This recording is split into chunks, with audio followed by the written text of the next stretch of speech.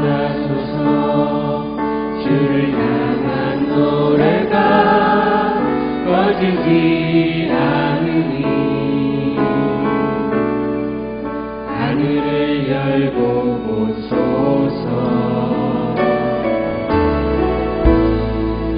이곳에 임재하소서.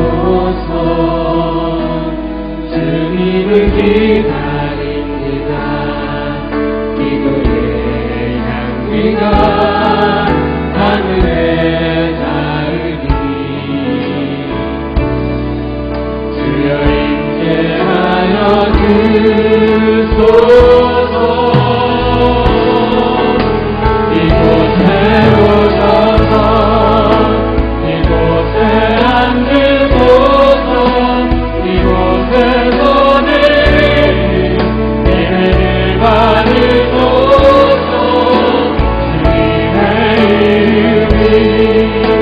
주님의 이름만이 오직 주의 감사 믿음으로 선포하며 고백합니다. 이곳에 오셔서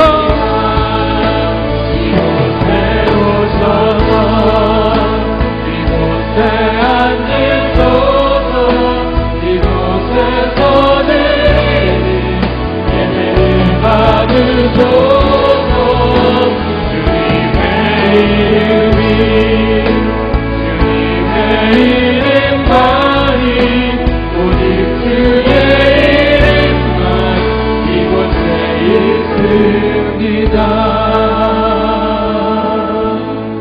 보좌에서 음성이 나서 가로되 하나님의 종들 곧 그를 경외하는 너희들아 물론 대소하고 다 우리 하나님께 찬송할지어다. 살아계신 하나님 주님께 찬송하는 이 시간 우리 가운데 하나님의 은혜로 허락해 주시고 주님의 영광의 얼굴을 보게 하여 주시옵소서. 모든 것 감사드리고 살아계신 예수님의 이름으로 기도합니다. 아멘. 우리 찬송 가운데 함께 하실 주님께 감사와 찬양의 박수를 영광 돌립니다. 할렐루야. 우리 힘차게 박수며 주님을 찬송하며 나가도록 하겠습니다.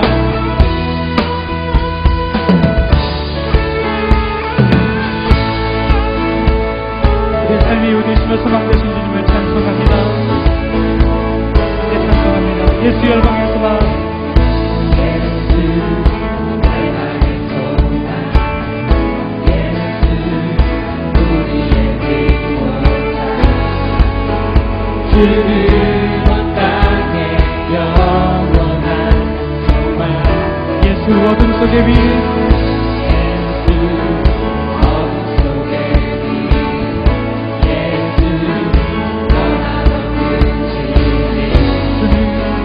주는 온 땅에 빛이 되시네.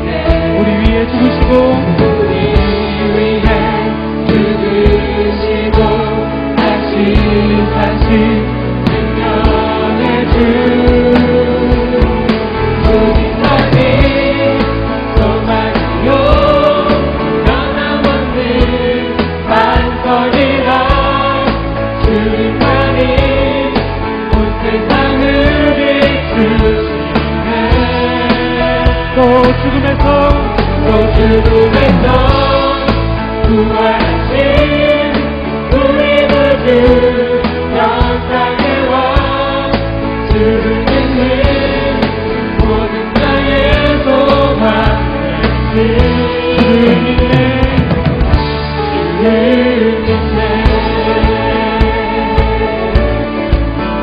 소망 되신 주님을 다시 한번 찬송합니다. 예수 열방의 소망.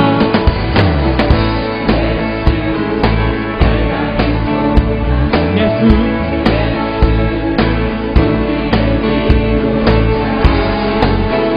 주는 온 땅에 영원한 소망. 예수 어둠 속의 빛.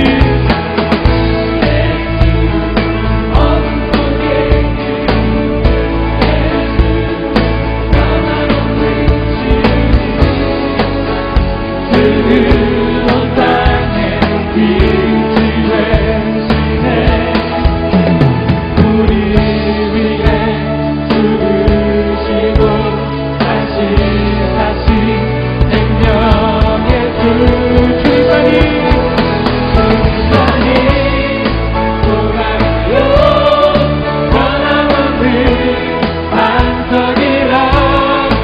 주님만이 온 세상을 이끄시네 또 죽음에서 부활하신 또 죽음에서 부활하신 우리 구주 영광의 왕 주를 믿는 모든 자의 소망 주를 믿네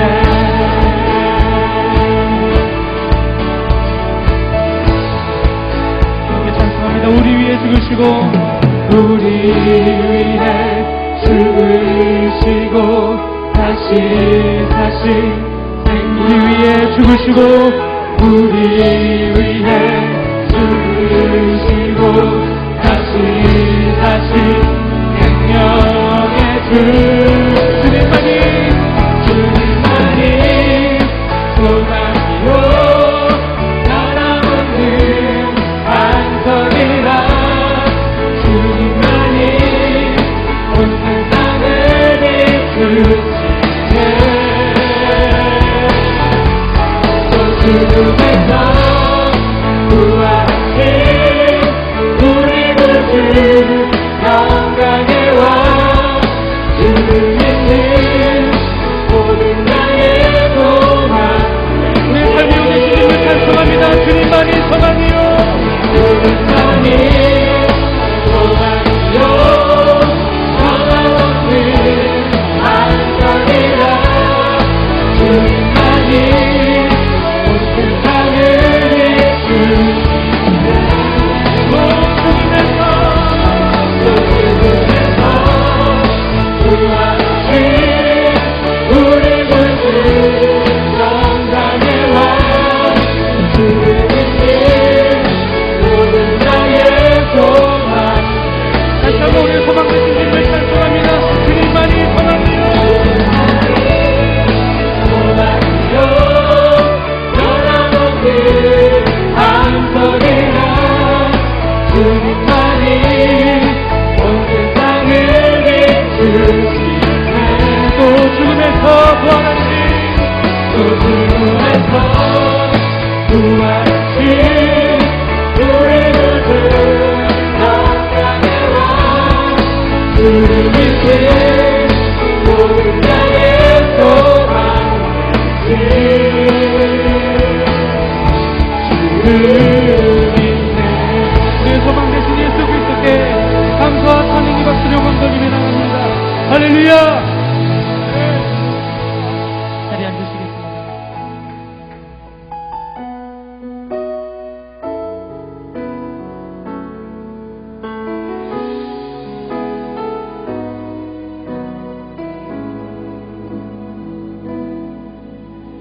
비 대신 주 어둠 가운데 비추사 내 눈보게 하소서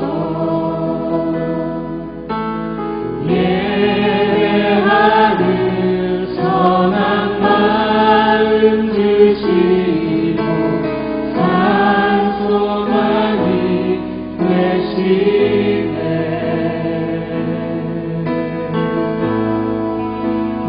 주를 경배하니 엎드려 절하며 고백해 주 나의 하나님 오 사랑스런 주님 존귀한 예수님 아름답고 놀라우신 주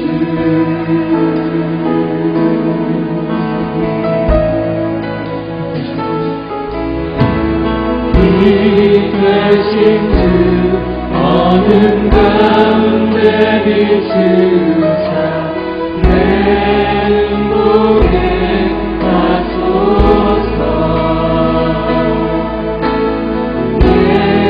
예배하는 선한 마음 주시고 산 소망이 되시네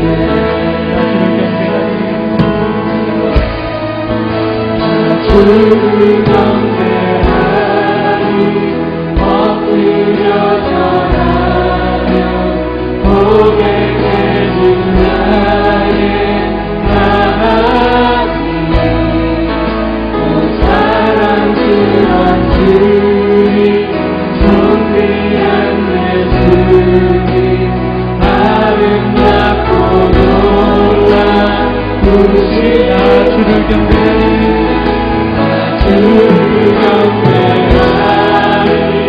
엎드려 절하며 고백해준 나의 하나님 또 사랑스런 주님 존귀한 예수님 아름답고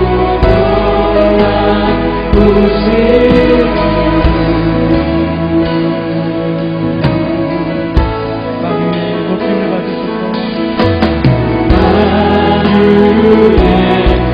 높임을 받으소서 영광 중에 계신 겸손하게 이 땅에 임하신 주 겸손하게 이 땅에 임하신 높여 찬양하리라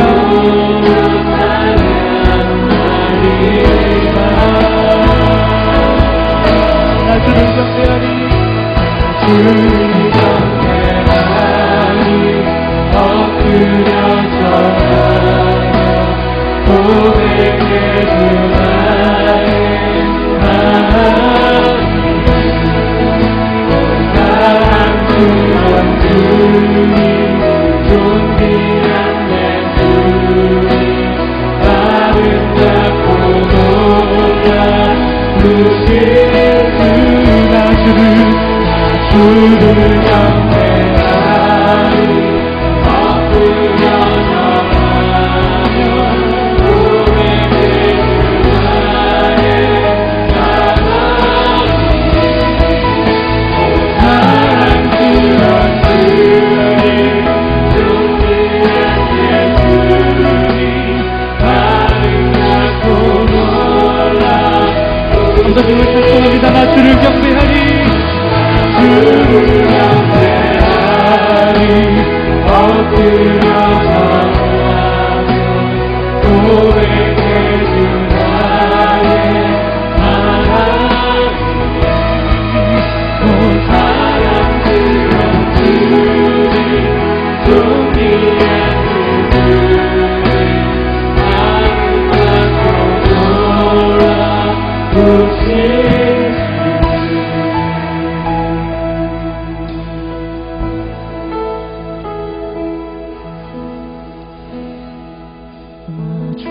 주님만을 섬기리 헛된 마음 버리고 성령이여 내 영혼 충만하게 하라 주님만을 주님만을 섬기리 헛된 마음 버리고 성령이여 내 영혼 충만하게 하라 주님만을 섬기리 주님만을 섬기리 헛된 마음 버리고 성령이여 내 영혼 이 시간 충만하게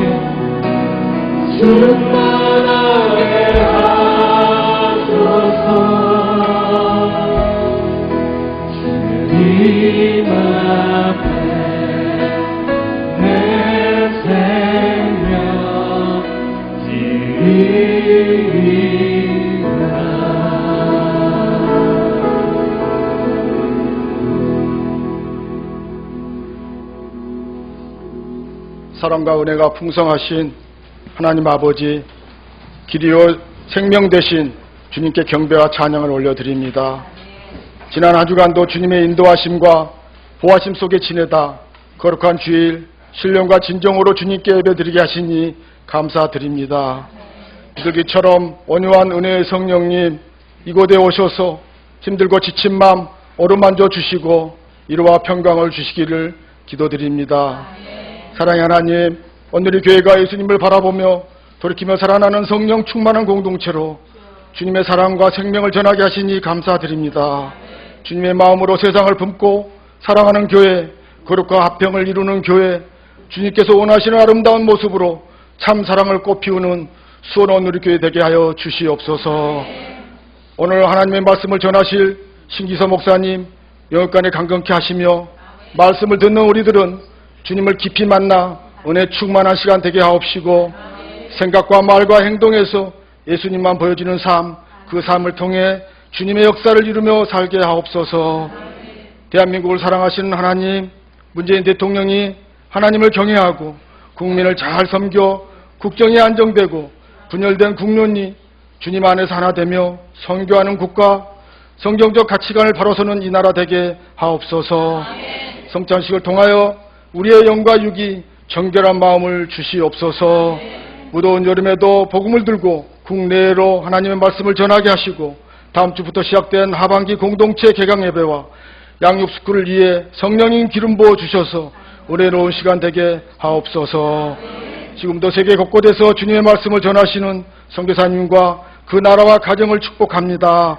선교사님을 통하여 복음의 열매를 풍성히 맺기를 기도하며 모든 인류의 소망 되신 주님을 만나는 축복과 기쁨을 누리게 하옵소서. 주드림 찬양사역팀의 찬양과 챔버와 밴더, 예배를 위하여 섬기는 모든 분들을 축복하며 한 주간도 세상 속에서 주님의 자녀로 복되고 기쁨이 충만한 삶 살아가게 하옵소서. 세상 누구에게나 소망을 주시는 예수님의 이름으로 기도하옵나이다. 아멘.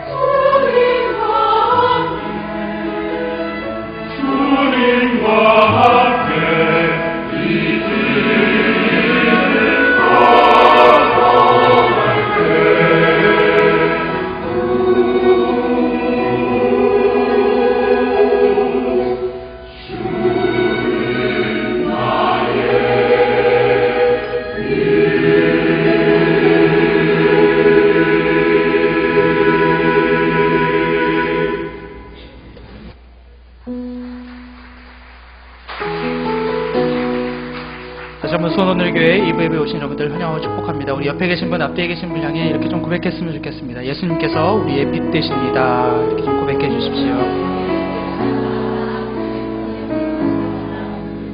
우리가 축복의 마음을 담아서 옆에 계신 분에게 축복의 손을 펼치시고 함께 찬양으로 축복하고 격려하겠습니다. 함께 찬양합니다. 은혜의 주님 당신을 주고 사랑 주님이 함께 하시네. 은혜의 주님 당신을 주고 가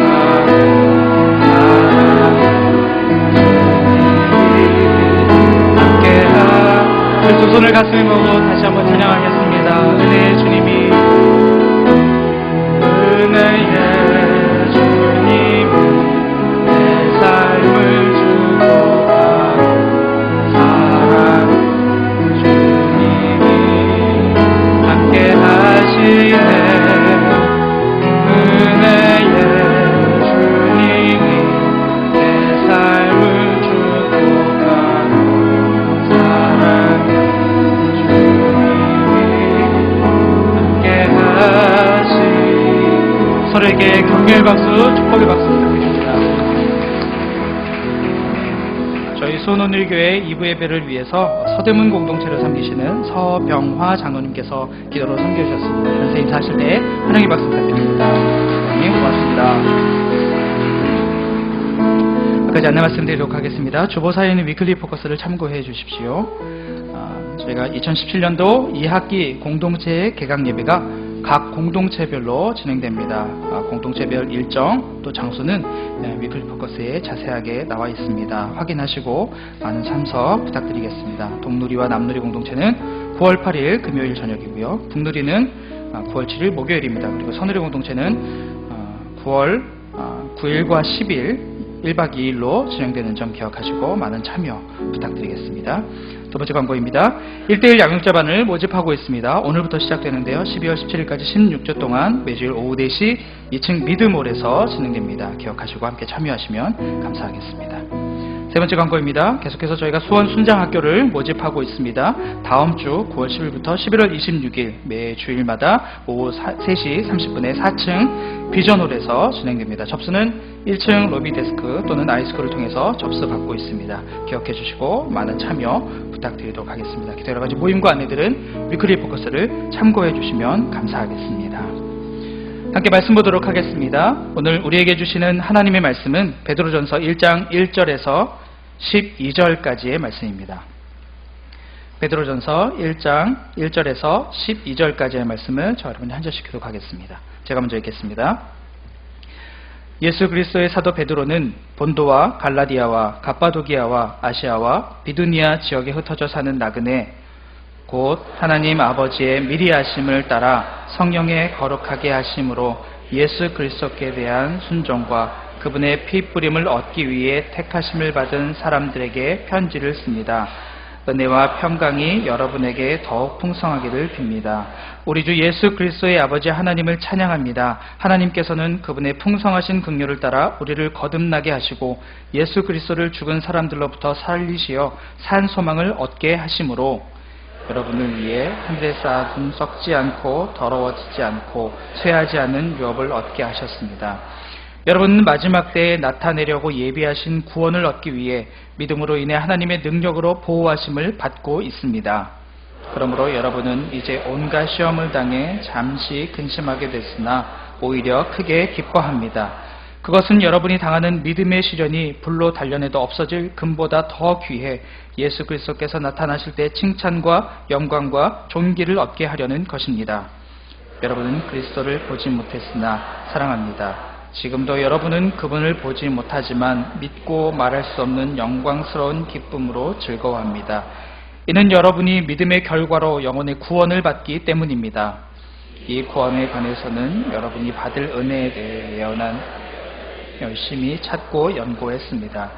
그들은 자기 안에 계신 그리스도의 영이 그리스도께서 당하실 고난과 그 뒤에 받으실 영광에 대해 미리 증언하실 때 그리스도의 영이 무엇을 가리키며 어느 때를 지시하는지 알아보려고 살폈습니다. 예언자들이 섬긴 이 일은 자기들을 위한 것이 아니라 여러분을 위한 것임이 여러분에게 계시됐습니다. 이제 이 일은 하늘에서 보내신 성령 안에서 복음을 전하는 사람들로 인해 여러분에게 전파된 것이며 천사들도 살펴보기를 간절히 바라는 것입니다. 아멘. 함께 성찬 예식에 참여하시겠습니다.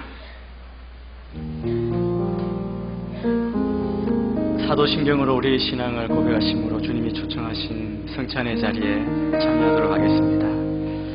전능하사 천지를 만드신 하나님 아버지를 내가 믿사오며 그 외아들 우리 주 예수 그리스도를 믿사오니 이는 성령으로 잉태하사 동정녀 마리아에게 나시고 본디오 빌라도에게 고난을 받으사 십자가에 못 박혀 죽으시고 장사한 지 사흘 만에 죽은 자 가운데서 다시 살아나시며 하늘을 오르사 전능하신 하나님 우편한 자 계시다가 저로서 산 자와 죽은 자를 심판하러 오시리라.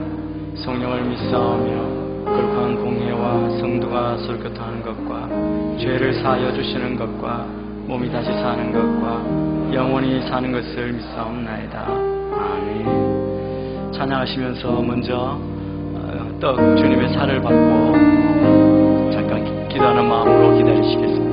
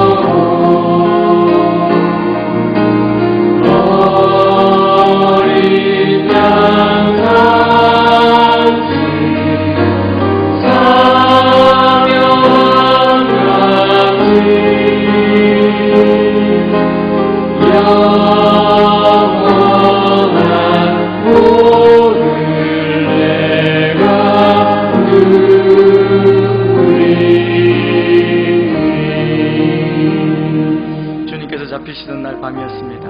우리 주님은 사랑하는 제자들과 같이 마지막 유월절 식사를 하셨습니다.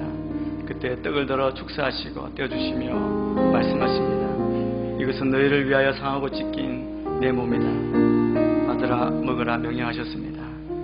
주의 명령대로 이 떡을 받겠습니다. 하나님 아버지, 우리의 죄 때문에 이 땅에 오셔서 내가 받을 그 고난, 고통 받으시고 지키신 주님, 우리를 위해 내어주신 이 떡 주님의 살을 받을 때 주님께서 치유하시고 낫게 하시고 회복시키신 놀라운 구속의 은혜가 우리 가운데 드러나게 하시고 주의 그 크신 은혜를 깨닫는 복된 시간 되게 인도하여 주옵소서. 주의 살로 나의 온 육신을 채워주시고 이제 내가 육신의 길로 가지 아니하고 구원받은 자로 생명의 길로 나아가는 주의 자녀 되게 인도하여 주옵소서. 감사합니다. 예수님 이름으로 기도합니다. 아멘. 떡을 다 끼어서 함께 찬양하겠습니다. 계속해서 찬양하시면서 잔을 받고 기다리겠습니다.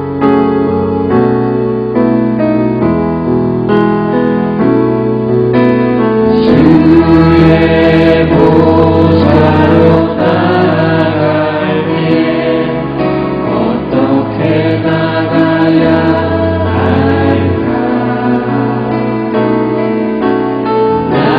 나를 구원한 주의 십자가 그것을 믿으며 아멘. 주의 보좌로 나아갈 때 나 여전히 무서워하나 나를 부으신 주의 그 사랑 그것을 믿으며 아멘. 자격 없는 내림이 아니 오직 예수님의 오열로 자격 없는 내림이 아니 오직 예수님의 오열로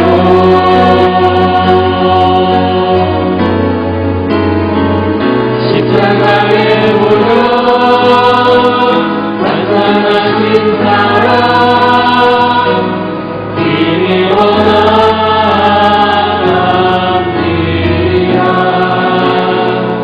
십자가에 오려 완성하신 사랑 이미 원합니다. 십자가를 보며 완전하신 사랑 이미 원합니다.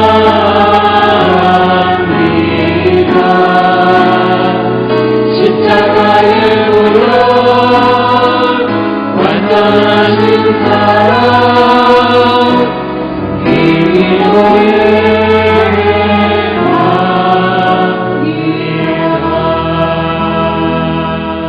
우리 주님은 식후에 잔을 들어 축사하셨습니다. 그리고 그 잔을 사랑하는 제자들에게 주면서 말씀하십니다. 이것은 너희를 위해 흘리는 내 피다. 너희와 나 사이에 맺어진 새 언약의 피다. 받으라 마시라 명령하셨습니다. 이 잔을 받기 전에 우리가 같이 한번 합심하여 감사함으로 기도하며 나아가겠습니다. 피는 생명이라고 말씀하십니다. 주님 이 땅에 오셔서 나를 위해 십자가 위에서 한 방울도 남김없이 흘려주신 이 보혈을 받을 때 주의 보혈의 능력으로 살게 하여 주옵소서. 거룩하고 정결하게 주의 뜻대로 살겠습니다. 결단하며 같이 한번 기도하겠습니다. 하나님 아버지, 주님의 은혜를 감사합니다. 우리에게 내려주신 그 큰 사랑과 은혜를 감사합니다. 십자가 위에 삼방울도 남김없이 흘리신 이 보혈을 받을 때 우리의 온 육신이 주의 보혈로 적셔지며 우리의 온 혈관에 주의 보혈을 흐르게 하시고 주의 그 긍휼의 은혜로 구원받은 자로 새 생명을 누리며 사는 저희가 되게 인도하여 주옵소서. 하나님 아버지, 뒤돌아서지 아니하고 오직 주만 바라보며 보혈의 능력을 힘입어 나아가게 하여 주시고 세상을 변화시키며 이 땅 가운데 거룩한 주의 복음을 증거하는 주의 자녀들 되게 인도하여 주옵소서. 오늘도 결단하며 새 언약의 피를 받습니다. 주의 약속을 의지하며 나아가는 우리의 삶 가운데 하나님 우리의 구원을 이루시는 것 주의 그 크신 은혜가 우리의 삶 가운데 온전히 흘러 넘치도록 주님 인도하여 주시옵소서. 주님 감사합니다. 하나님 아버지, 나를 위해 생명을 내어주신 주님, 그 생명 주의 보혈을 받습니다. 이 보혈이 나의 온몸을 적시며 나의 온 삶에 주의 보혈의 능력으로 살아가는 그 능력과 새 생명을 불어넣어 주시옵소서. 믿음으로 나아가는 저희들 가운데 함께하여 주시고 우리의 온 혈관이 주의 보혈로 흘러넘치며 주님 오직 정결하고 거룩하게 주의 뜻대로 나아가는 저희가 되게 인도하여 주옵소서. 고통 가운데 고난 가운데 주를 바라보는 자들 가운데 보혈의 능력을 다하여 주시고 성령님 도우셔서 우리와 함께 하시는 주님을 잊지 아니하고 주님과 동행하는 복된 인생 되게 축복하여 주옵소서. 감사하며 예수님 이름으로 기도합니다. 아멘. 다 잔을 들고 참여하겠습니다.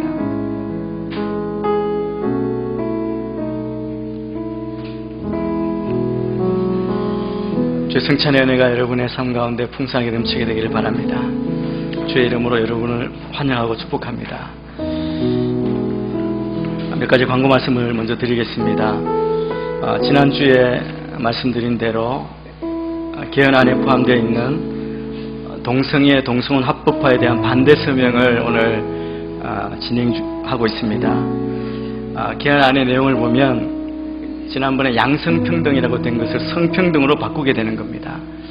그래서 차별금지 대상에 등이라는 말을 넣어서 그 대상을 포괄적으로 규정하는 내용입니다.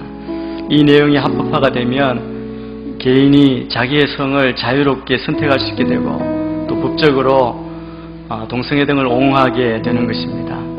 이것은 하나님께서 남자와 여자로 창조하신 창조의 질서를 무너뜨리는 것입니다. 모든 성도님들이 참여하시길 바랍니다. 나가시다 보면 곳곳에 이 전단지가 안내지가 준비되어 있습니다. 잘 읽어보시고 우리가 이 나라를 위해서 또 앞으로 우리의 믿음을 지키고 또 영혼을 구원하는 일을 위해서 우리가 계속 기도하시며 나가길 바랍니다. 온라인 서명을 미리 하신 분들은 오늘 참여하지 않으셔도 됩니다. 또 오늘 시간이 여의치 않은 분들은 오늘 못하시면 온라인으로 참여하실 수 있습니다. 다 참여해 주시면 감사하겠습니다. 목사님 광고해 주신 대로 이제 개강이 있고 각 스쿨이 시작이 됩니다. 여러분 보시고 꼭 참여해 주시길 바랍니다. 특별히 1대1 동반자 하시고 양육자반을 하시지 않은 분들이 계시면 오늘부터 시작되는 1대1 양육자반에 꼭 등록해 주시길 바랍니다. 아직 늦지 않았습니다. 그래서 오후에 오셔서 결단을 하시고 또 말씀을 배우고 가르치는 일에도 헌신해 주시길 바랍니다. 다음 주일 저녁부터 3주 동안 말씀 사경회를 합니다. 메시지 테라피라는 제목으로 우리 지난번 저희 교회 같이 동역하시고 지금 목양교회 담임 목사님으로 계시는 공진수 목사님 오셔서 성령 집회를 합니다. 오셔서 큰 은혜 받으시게 되기를 바랍니다. 오늘 귀한 손님들이 오셨습니다. 저희 교회 에스더 전도사님, 아버님 되시는 정성진 선교사님, 팔라우에서 사역하고 계시는데 함께 하시는 현지 목사님 두 분과 함께 저희 이 예배에 참여해 주셨습니다. 잠깐 일어나실 때 우리 큰 박수로 우리 환영하고 축복하겠습니다.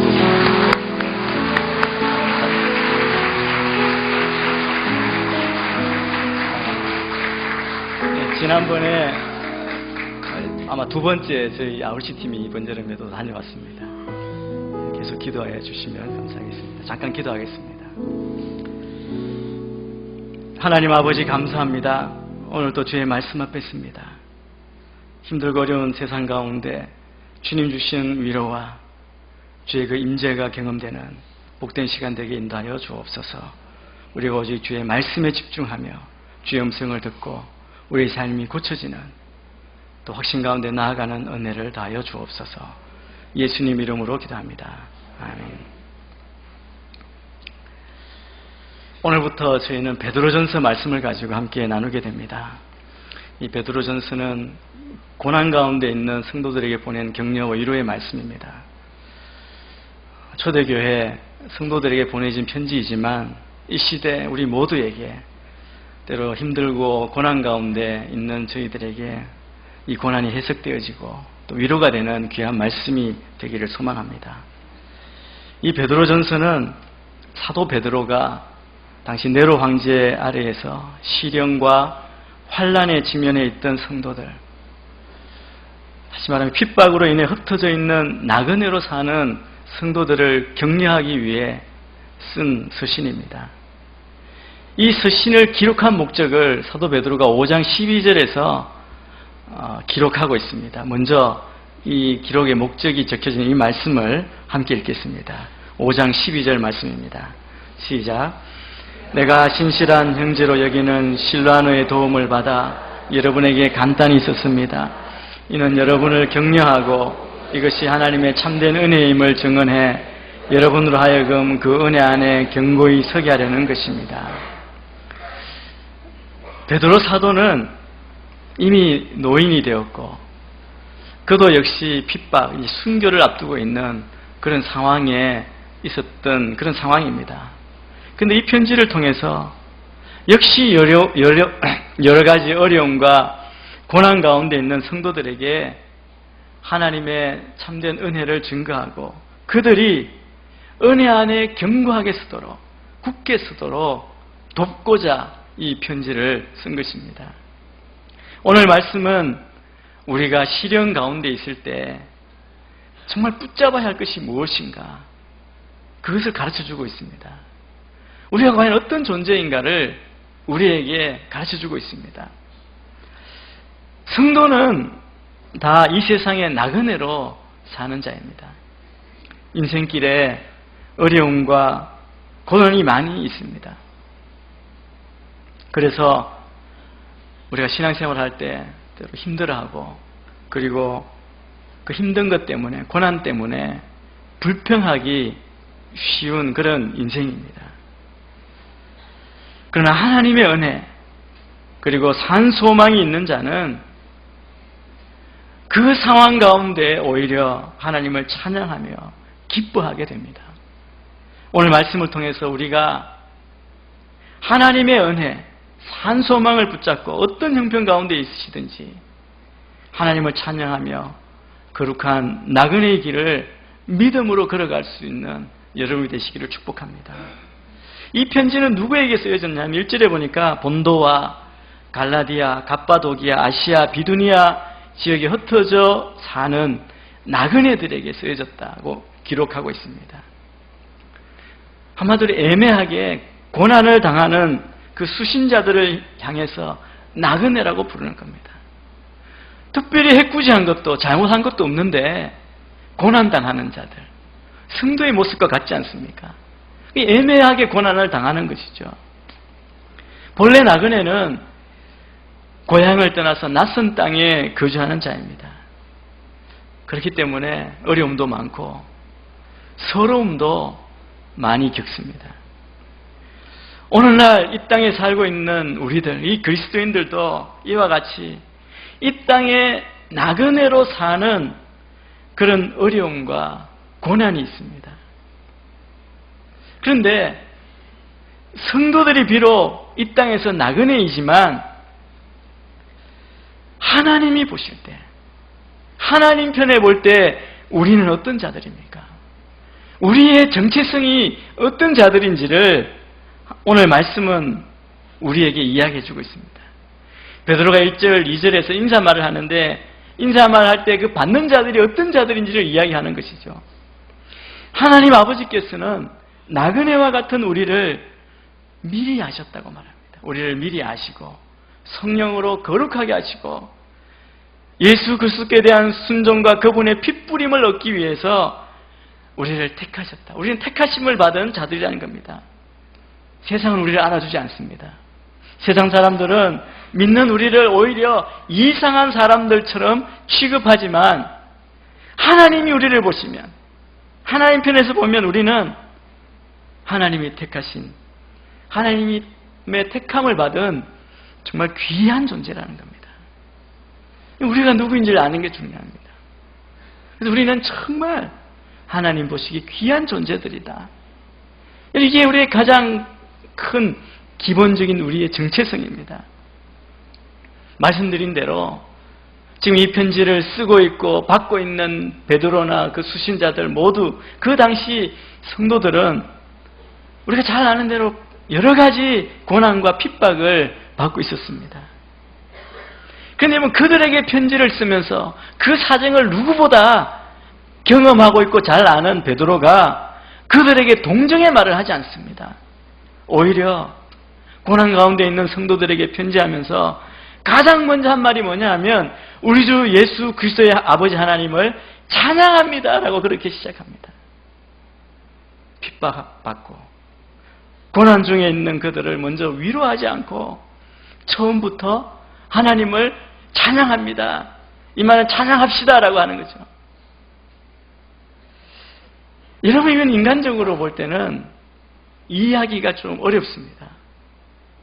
여러분, 이 사람들이 받아야 되는 이 핍박, 고난은 그냥 시간이 지나면 잠잠해질 그런 것이 아니었습니다. 우리가 잘 아는 대로 초대교회의 그 힘든 핍박, 그 순교의 역사를 우리가 이미 들어 알고 있지 않습니까? 생존이 위협받는 아주 힘든 그런 고난 핍박입니다. 그런데 베드로는 그들의 처지를 인간적인 동정이나 그리고 슬픔을 갖고 바라보기보다 하나님 편에서 또 영혼의 관점에서 보면서 그들에게 하나님을 찬양합시다라고 말합니다. 여러분, 하나님의 관점으로 우리가 바라봤을 때 우리의 모든 어떤 상황 가운데에도 하나님을 찬양할 수 있고 또 찬양해야 하는 이유를 깨닫게 되는 것입니다. 3절 4절 말씀을 먼저 우리가 같이 한번 읽겠습니다. 3절 4절입니다. 시작. 우리 주 예수 그리스도의 아버지 하나님을 찬양합시다. 하나님께서는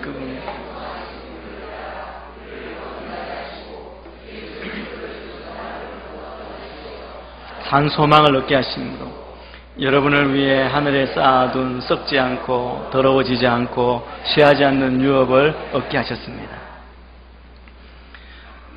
베드로 사도가 처음 시작하는 이 말씀을 볼 때 우리가 어떤 상황, 어떤 형편 가운데에도 마땅히 하나님을 찬양해야 될 이유를 알 수 있습니다. 사도 베드로는 이것을 가지고 이 말씀을 시작합니다. 우리가 어떻게 하나님을 고난과 핍박 가운데도 찬양할 수 있습니까? 이 첫 번째 이유는 오늘 말씀해 보니까 하나님께서 그분의 풍성하신 긍휼로 우리를 거듭나게 하신 것 때문에 그렇게 할 수 있다는 겁니다. 여러분, 우리 자신을 한번 생각해 보십시오. 우리가 어떤 자들이었습니까? 우리는 죄인이었습니다. 본질상 진노의 자식들이었습니다. 죄 때문에 우리의 운명은 저주와 심판과 영원한 파멸에 처해 있었습니다. 그런데 하나님이 우리를 보실 때 우리 인생을 불쌍히 여기셨습니다. 사랑하시고 그리고 긍휼히 여기셨다는 거죠. 그냥 긍휼에 크게 긍휼히 여기셨다고 말씀합니다. 그래서 예수님을 이 땅에 보내서 나의 죄값으로 십자가에 못 박혀 돌아가게 하셨습니다. 그리고 그를 믿는 믿음으로 우리가 거듭나게 된 겁니다. 우리를 거듭나게 하셨습니다. 여러분, 거듭났다는 것, 거듭나게 하셨다는 것은 하나님께서 우리에게 새 생명을 주셨다는 겁니다. 영생을 주신 것을 말합니다. 이게 우리의 노력이나 우리의 의지로 된 것이 아닙니다. 우리가 아무리 고난 가운데 있다 할지라도 하나님께서 나를 거듭나게 하신 거 이거 생각할 때 우리는 찬양할 수 있고 하나님을 찬양하는 것이 마땅하다는 겁니다. 여러분, 우리가 이 감격을 경험하지 않았습니까?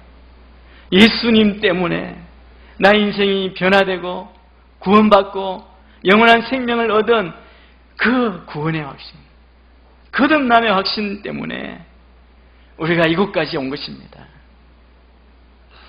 여러분, 이 은혜, 하나님의 사랑과 은혜를 생각할 때 우리의 심령으로부터 찬양하지 않을 수 없습니다.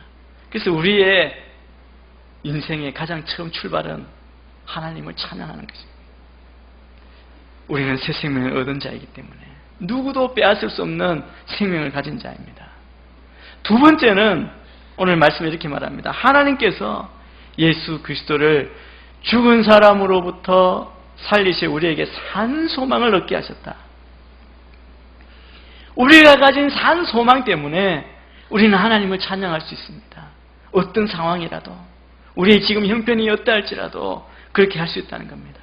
이 소망은 막연한 소망, 죽을 소망, 없어질 소망이 아닙니다. 이것은 생생한 소망, 확실한 소망. 오늘 제목처럼 살아있는 소망을 말합니다.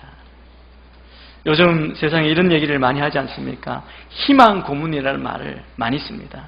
청년들이 취업을 준비하며 또 미래 청사진을 보며 나아갈 때 그들이 가진 희망은 이루지 못할 희망이라는 뜻이 담겨져 있는 거예요. 소망을 갖게 하다가 결국은 소망이 이루어지지 않게 하는 것. 이 세상 소망은 일시적인 소망입니다. 빼앗기는 소망입니다. 사람들은 이런 소망 가운데 살아가죠. 영원한 기쁨을 주는 것처럼 생각합니다. 가만히 생각해 보면 우리 성도들도 구원받았다고 하지만 이 땅에 시련이나 고난이 없으면 아마 대부분의 우리는 이 세상에 소망을 두고 살아갈 사람이 많을 겁니다. 아마 대부분 그럴 겁니다. 그러나 초대교회 성도들, 그들이 우리가 거듭난 후에 고난을 통해 우리는 더 하나님 나라의 산 소망, 다시 사는, 살게 하는 소망을 갖게 된 것입니다. 하나님이 그 소망을 갖게 하셨습니다. 이것은 생명을 주시는 소망입니다. 현재 힘을 주는 소망입니다. 그 소망을 보면서 살아가는 그런 소망입니다. 우리는 영생을 가지고 있는, 그 영생의 소망을 가지고 있는 자입니다. 그래서 우리가 가진 영원한 하나님 나라의 소망, 이것은 오늘 뒤의 말씀처럼 우리에게 썩지 않고 더러워지지 않고 쇠하지 않는 유업입니다. 세상의 소망은 희망 고문과 같은 그런 소망일지 모릅니다. 그러나 우리에게 있는 이 소망은 분명한 확실한 변치 않는 소망입니다. 베드로는 이런 하나님 나라를 산 소망이라고 이야기합니다. 또 이 산 소망은 바로 예수 그리스도라고 말합니다. 반드시 실현되는 소망이죠. 우리에게 진정한 행복을 주는 소망입니다. 여러분, 이 소망이라고 하는 것, 이 소망의 문제는 모든 사람에게 정말 중요한 문제입니다. 소망이 있으면 살아갈 때 삶의 의욕이 있죠. 어떤 역경이 있더라도 헤쳐나갈 수 있는 힘을 줍니다. 가장 무서운 게 무엇입니까? 아무런 소망이 없는 겁니다. 소망이 없는 사람이 가장 안타깝고 무서운 것입니다. 그런데 우리에게는 분명히 붙잡을 산 소망이 있다고 말씀합니다. 저는 여러분이 이 산 소망을 분명히 붙들게 되기를 축복합니다. 근데 여러분, 우리나라는 옛날에 가난을 벗어나서 물질적으로 풍요하게 되면 정말 행복한 복지사회가 도래될 것이라는 그 소망을 안고 얼마나 열심히 달려왔습니까? 어느 정도 이루었지 않습니까? 과거에 비교하면 말할 수 없는 그런 물질적인 풍요를 이루었습니다. 그런데 그렇다고 다 됐습니까? 이곳까지 오면 다 될 줄 알았는데 더 많은 문제 때문에 더 살기 힘들고 무섭고 두려운 것이 되었습니다. 이뿐 아닙니다. 이 세상이 주는 개인적인 소망도 우리를 실망시키는 것 마찬가지입니다. 내가 이것만 하면 될 거라고 생각했는데 여러분, 되고 나면 또 다른 부족함이 있고 계속해서 그렇게 쳇바퀴 돌듯이 그렇게 나아가지 않습니까? 세상의 소망은 진정한 만족과 행복을 줄 수 없습니다. 이것은 죽음과 함께 소멸되어 버립니다. 그러나 하나님께서 우리에게 주신 소망은 결코 우리를 실망시키지 않습니까? 실망시키지 않습니다. 우리의 소망은 생명을 불어넣어주고 어떤 역경도 이길 수 있는 힘을 줍니다. 이 소망은 우리를 순수하게 합니다. 진실되게 하고 우리의 삶을 더 고상한 삶으로 그렇게 인도하십니다. 이 소망은 우리를 세상으로부터 자유롭게 하고 부유하게 하고 확신이 넘치는 승리의 인생을 살게 합니다. 이 소망이 무엇입니까? 오늘 이 소망을 설명할 때 산 소망 앞에 베드로 사도는 이걸 이야기합니다. 예수님이 죽은 사람들 가운데 다시 살아나신 부활의 산 소망을 말하고 있습니다. 여러분, 우리가 가진 소망이 어떤 소망이냐? 산 소망은 부활의 소망입니다. 바울 사도도 고린도전서 15장, 이 15장이 부활장입니다. 그래서 부활의 산 소망에 대해서 잘 말합니다. 우리에게 부활의 소망이 없다면 우리의 믿음도 우리의 삶도 다 헛것이라는 겁니다. 그것이 없다면 우리는 정말 세상에 가장 불쌍한 사람으로 발견될 것이라고 말합니다. 이 말씀을 한번 읽겠습니다. 고린도전서 15장 16절에서 20절 말씀을 길지만 같이 한번 읽겠습니다. 시작. 만일 죽은 사람들이 다시 살지 못하면, 만일 그리스도께서 살리심을 받지 못하셨다면 여러분의 믿음도 헛되고 여러분은 여전히 자신의 죄 가운데 있고 그 세상에서 잠든 사람들도 멸망했을 것입니다. 만일 우리가 그리스도 안에서 가진 소망이 이 세상의 생명뿐이면 모든 사람들 가운데 우리가 가장 불쌍한 사람들일 것입니다. 그러나 이제 그리스도께서 죽은 사람들 가운데서 다시 살아나셨고 사람들의 첫 열매가 되셨습니다. 예수님 다시 오실 때 부활할 산 소망이 있게 되었다는 겁니다. 그래서 우리가 가진 산 소망은 바로 이 소망입니다. 하나님께서 예수 그리스도의 부활로 우리에게 확증해 주시고 우리에게 주신 확실한 소망입니다. 이 소망은 죽음 앞에 절망하는 우리에게 영원한 승리와 희망을 주는 참된 소망입니다.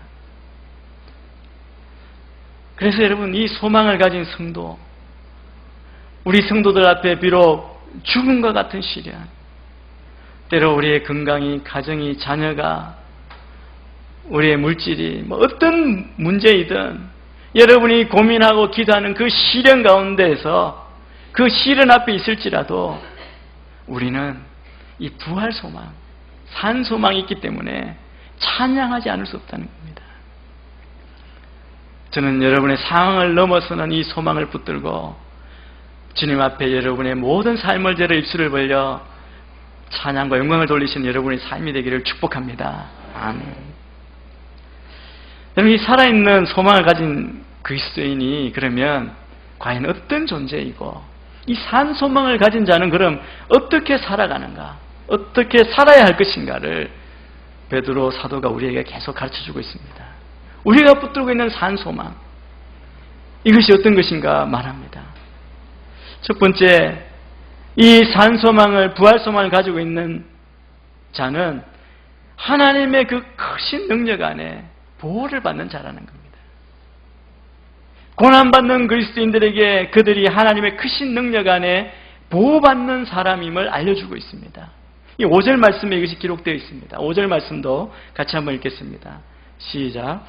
여러분은 마지막 때에 나타내리고 예비하신 구원을 얻기 위해 믿음으로 인해 하나님의 능력으로 구하심을 받고 있습니다.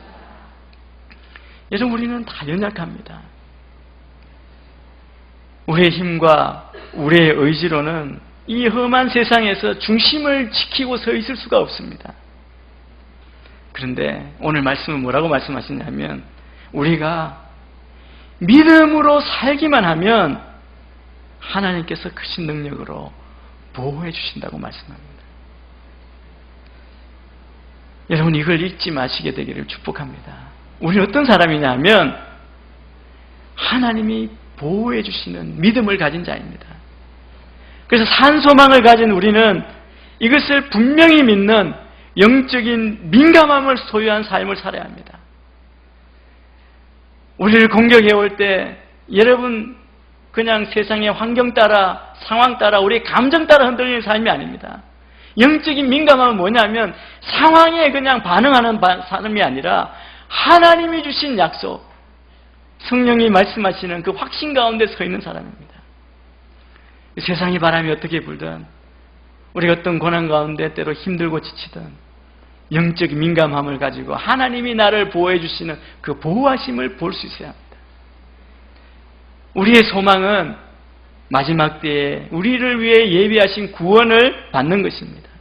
부활하여 변화된 새로운 몸으로 하나님 나라에 들어가는 것입니다. 하나님 나라에 들어가려면 믿음이 있어야 합니다. 그래서 하나님은 이 구원을 받게 하기 위해서 성도들의 믿음을 하나님의 능력으로 지켜주십니다. 그래서 여러분, 우리가 세상에 어떤 소망이든 소망을 붙들기 때문에 그걸 내려놓으셔야 됩니다. 세상의 소망을 내려놓고 부활과 영원한 하나님 나라를 소망할 때 인생이 달라집니다. 아직 그 인생의 변화, 하나님께서 내 인생을 거듭나게 하시고 변화시킨 것을 경험하지 못한 분들은 내가 붙들고 있는 건 내려놓고 주님 믿는 산 소망, 그 믿음을 붙드시게 되기를 축복합니다. 그러면 우리가 순수하고 참된 인생을 살 수 있습니다. 두 번째, 우리는 어떤 사람입니까? 산 소망을 가진 사람은 고난 가운데에도 기뻐하는 삶을 사는 존재입니다. 베드로 사도는 이 땅에서 그리스도의 이름 때문에 어려움을 당할 때 도리어 기뻐할 수 있는 이유가 무엇인지 깨닫도록 우리를 가르쳐 줍니다. 우리 6절 말씀을 같이 한번 읽겠습니다. 6절입니다. 시작. 그러므로 여러분은 이제 온갖 시험을 당해 잠시 근심하게 되었으나 오히려 크게 기뻐합니다. 여러분, 누구든지 우리가 고통과 시련을 겪으면 근심하지 않을 수 없습니다. 아마 초대교회 성도들도 마찬가지입니다. 베드로도 마찬가지입니다. 근심하지 않을 수 없었습니다. 그들은 예수님을 믿는다는 이유 하나 때문에 세상 사람들로부터 갖가지 비난과 증오의 대상이 되었습니다. 그때뿐입니까? 지금 우리가 숨쉬고 있는 이 시대, 이 땅, 이 세대 가운데, 열방 가운데 예수 이름 때문에 고난받고 목숨의 위협을 받는 자가 지금도 있습니다. 얼마나 많습니까? 초대교회 때뿐 아니라 지금도 예수 이름 때문에 숭배하는 자들이 있지 않습니까? 여러분, 우리도 마찬가지입니다. 우리가 예수님을 절대적으로 온전하게 믿으려고 할 때 우리에게 얼마나 많은 어려움과 고난이 있습니까? 심지어 가정에서도 또 직장에서 무시와 핍박을 받기도 합니다. 이때 우리가 기뻐합니까? 아니죠. 우리가 잠깐 근심하게 됩니다. 믿음으로 살고자 하는 나에게 왜 이런 어려움이 있는가? 회의와 두려움이 생깁니다. 그런데 그 다음 순간, 오늘 말씀 보면 그 다음 순간 이러한 고난 가운데 담긴 의미를 알면 오히려 크게 기뻐하게 된다는 겁니다. 왜냐하면 모든 것이 잠깐이라는 거죠. 잠시 근심하게 되었다는 겁니다. 잠시 근심하고 그 시간이 지나가면 모든 어려움이 지나가기 때문에 그거 생각하면 현재의 고난을 영원한 산소망, 우리의 소망을 생각하며 기쁨으로 이겨내야만 한다는 거죠. 여러분, 어려운 가운데 있는 분 계십니까? 어려움 당할 때 숨이 막히는 것 같고 내 하루 앞일도 알 수 없는 그런 답답함이 있을 때 하나님이 주신 이 고난을 주님의 관점으로 볼 수 있게 되기를 바랍니다. 우리가 어려움 당할 때 기뻐할 수 있는 것은 이 고난이 또한 우리에게 좋은 결과를 주기 때문에 그렇습니다. 우리 성도들이 당하는 시련의 의미가 무엇입니까? 실제로 이렇게 말씀합니다. 그것은 여러분이 당하는 믿음의 시련이 불로 단련해도 없어질 금보다 더 기회, 예수 그리스도께서 나타나실 때 칭찬과 영광과 존귀를 얻게 하려는 것입니다. 사도 베드로는 우리의 시련을 믿음의 시련이라 말합니다. 여러분, 보석, 금을 한번 생각해 보시죠. 금은 용광로에 녹여서 불순물을 다 제거하는 여러 과정을 거쳐서 순금이 되는 겁니다. 마찬가지로 우리의 믿음도 고난이라는 시련을 거쳐야 순수하게 된다는 것이죠. 우리가 하나님을 믿지만 우리 안에는 어떻습니까? 여전히 불순종과 반항심과 욕심과 정욕과 게으름과 그리고 운명적인 생각, 세상적인 생각, 이 모든 불순물이 여전히 들어 있습니다. 그런데 여러분, 이 불순물은 저절로 없어지지 않습니다. 그래서 오늘 베드로 사도가 이야기하는 믿음의 시련이 필요하다는 것입니다. 시련, 고난은 결코 달가운 것이 아닙니다. 그래서 우리는 근심할 수밖에 없습니다. 그런데 근심하지만 우리가 기뻐하고 산소망 가운데 다시 일어서서 하나님을 찬양할 수 있는 이유는 이 시험을 통해서 이루어지는 믿음의 연단, 그 결과가 놀라운 것이기 때문에 그렇습니다. 여러분, 몸이 좋지 않아서 몸을 튼튼하게 하기 위해서 운동하는 것도 한번 생각해 보십시오. 여러분, 건강한 몸, 근육이 우람한 사람들을 보면 부럽지 않습니까? 그렇게 되고 싶지 않습니까? 그래서 작정하고 하죠. 해보신 분들 여러분 어떻습니까? 절대 쉽지 않습니다. 매일 10분씩만 하는 것도 정말 죽을 것 같은, 제가 그렇습니다. 그런 고통. 그냥 누워있고 싶고 앉아있고 싶고 맛있는 거 먹고 싶은 유혹이 얼마나 많습니까? 쉽지 않습니다. 믿음의 연단도 마찬가지입니다. 그러나 이 시험을 통할 때 이 불순물을 제거해버리면 우리가 정금보다 더 귀한 믿음을 얻게 된다고 말씀합니다. 그리고 주님 다시 오시는 날 칭찬과 존귀와 영광을 얻게 된다고 말합니다. 지금 여러분이 산소망을 가지고 이걸 바라보게 되길 바랍니다. 내가 칭찬받고 존귀함 받고 영광 받는 그날 우리가 그걸 생각하면 미소가 생깁니다. 고난은 떠나고 이 고난 우리에게 아무런 영향을 줄 수 없습니다. 우리의 산소망을 빼앗아갈 수 없습니다. 우리를 절망케 할 수 없습니다. 그 확신 가운데 나아가는 우리가 되기를 축복합니다. 마지막 세 번째, 산소망을 가진 사람은 우리가 얻은 구원이 얼마나 소중한 것인가를 깨닫습니다. 베드로 사도는 10절부터 12절까지의 구원이 얼마나 비밀스럽고 소중한 것인지, 그리고 이 구원의 가치를 깨닫고 소중하게 간직하고 이런 허락하신 하나님께 감사하도록 가르쳐줍니다. 베드로가 뭘 이야기하고 있습니까? 구약의 예언자들이, 선지자들이 이미 예수님 오시기 그 전부터 복음을 연구하고 성경을 부지런히 살폈다는 겁니다. 그들 안에 계신 그리스도의 영이 예수님께서 받으실 고난과 후에 받으실 그 부활의 영광을 예언했다는 것이죠.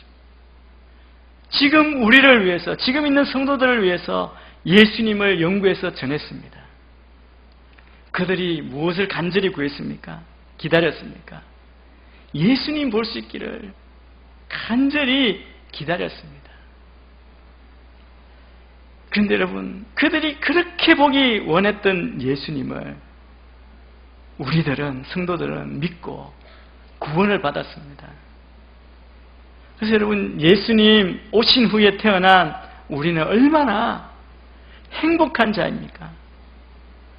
예수 그리스도의 복음을 알고 거듭난 성도들은 행복한 자입니다. 우리는 다 행복한 자입니다.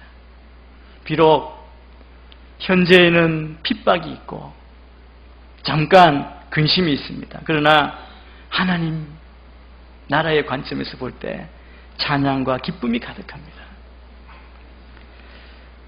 이 초대교회 성도들, 또 우리는 예수님을 본받아서 고난을 견디고 예수님이 지신 그 십자가를 져야 합니다. 그러면 우리도 예수님처럼 부활의 영광을 얻게 될 것입니다. 베드로는 이 산소망 가지고 이것을 보면서 큰 소리로 하나님을 찬양합니다. 하나님께서는 그 풍성하신 긍휼로 우리를 거듭나게 하시고 부활의 산소망과 하나님 나라를 영원한 기업으로 주셨습니다. 우리가 이 참된 은혜와 이 산소망을 견고히 붙잡고 나아가는 가운데 우리의 거룩한 나그네 인생길, 어떤 시험, 어떤 고난 가운데에서도 하나님을 더 찬양할 수 있게 되기를 기도합니다. 여러분, 더 나아가서 믿음의 시련을 통해 강하고 순수한 믿음으로 연단되고 온전한 우리의 영혼의 구원을 얻게 되기를 간절히 축원합니다. 어떤 상황에 있으시든지 주님의 위로와 살아있는 소망이 여러분 인생 가운데 충만하게 넘치게 되기를 축원합니다. 기도하겠습니다. 하나님 아버지, 우리에게 산 소망이 되신 주님을 찬양합니다. 어떤 상황 가운데 있든지 우리가 이 소망을 붙들고 거듭나게 하신 주님, 구원하신 주님, 우리를 지키시는 주님 안에서 감사하며 끝까지 믿음의 시련을 견디며 승리하는 우리 모두가 되게 인도하여 주옵소서. 예수님 이름으로 기도합니다. 다 같이 자리에서 일어나셔서 복음 진행하겠습니다. 주의 손에 나의 손을 보게고 또 주의 말에 나의 말을 보게요. 나 주와 함께 죽고 또 주와 함께 살리라. 영원토록 주 위에 살리라.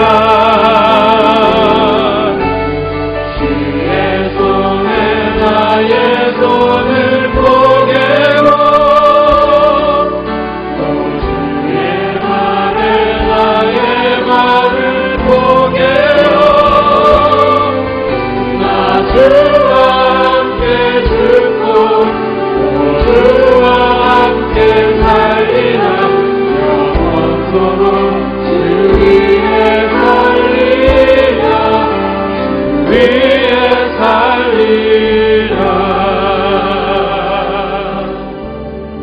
살아계신 하나님, 우리에게 귀한 물질을 주셔서 감사합니다. 하나님의 그 크신 은혜에 감사하며 우리에게 주신 물질 가운데 귀한 것을 구별해 하나님께 드립니다.